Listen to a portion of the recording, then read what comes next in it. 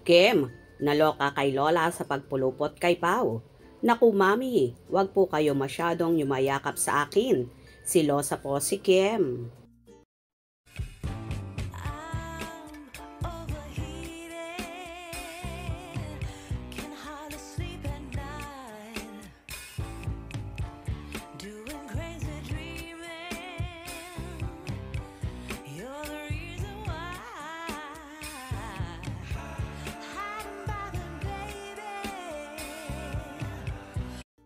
Nakakaloka at kwelang-kwela talaga ang Kim Pao tandem ni na Kim Chiu at Paolo Avellino. Sa isa nga sa naging black screening na pinuntahan ng Kim Pao sa unang araw ng showing ng movie nilang My Love Will Make You Disappear. Dinumog nga ng mga fanay ang naturang black screening na yon. At lahat ay tuwang-tuwa, kilig na kilig. May isa namang lola na pumupulupot at yakap ng yakap sa aktor na tila hindi na nga mapigilan ang panggigigil ng senior citizen.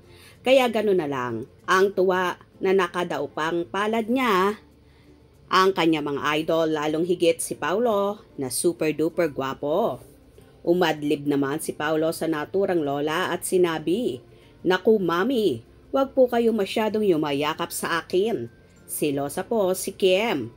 Kung saan natawa lang ang dalaga. Pati ang mga taong naroroon na alam naman nilang nagbibiro lang si Paulo para lalong pasayahin at kiligin ang mga naroroon sa black screening. Walang humpay naman na tawanan at sigawan ang maririnig mo sa supporters ng Kim Pao na sobrang ingay at halos hindi magkarinigan. Lola ko nga. Ako mami, wag po kayo masyadong yumayakap sa akin. Silosa ko si Kim.